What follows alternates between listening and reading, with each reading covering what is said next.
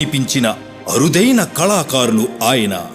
Are Narayanamurthy గారు ప్రజల కోసం ఎన్నో ఒడిదుడుకులు, ఒత్తిడిని దాటుకొని నిజాయితీతో సినిమాలు చేసి మన తెలుగు చలనచిత్ర రంగానికి తనదైన ప్రతిభతో, వ్యక్తిత్వంతో ఒక స్ఫూర్తిగా నిలిచారు.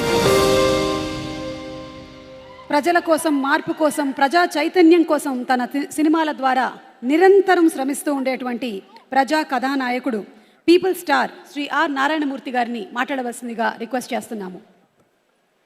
నారాయణమూర్తి గారిని మాట్లాడవలసిందిగా ప్రార్థిస్తున్నాము.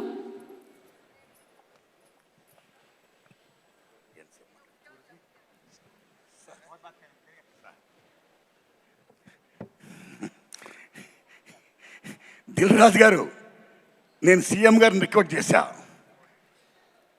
Let me speak, please let me speak. మిత్రులారా, గత 13 ఏళ్లుగా సినిమా ఇండస్ట్రీలో నంది అవార్డ్స్ ఎప్పుడు ఇస్తారని ఎదురుస్తున్న సినిమా ఫిల్ములకి ఇవ్వలా.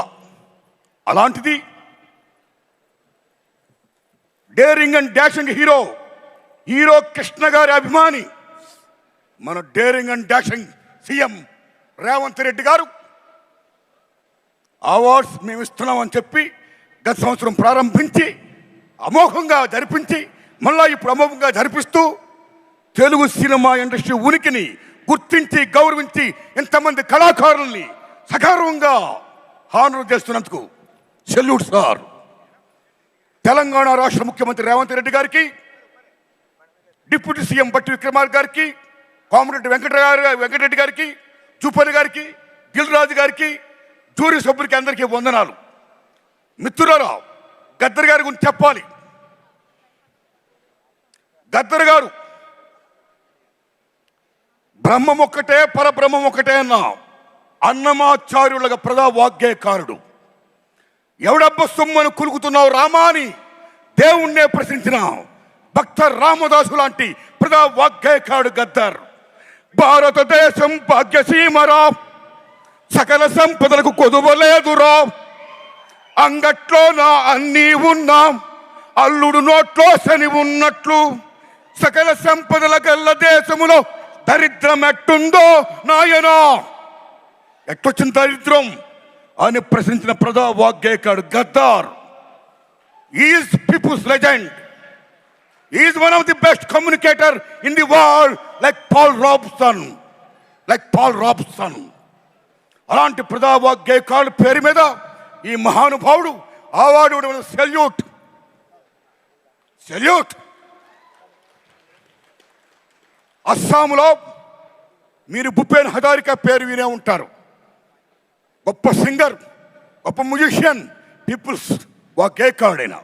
మీరు నమ్మండి మిత్రులారా, ఆయన అక్కడున్న రాష్ట్ర ప్రభుత్వం ఎంత గౌరవిస్తుందంటే మహాత్మా గాంధీ గారి ఫోటో, అంబేద్కర్ గారి ఫోటో, సీఎం గారి ఫోటోతో పాటు భూపేన్ హజారికా ఫోటో పెడతారు అక్కడ.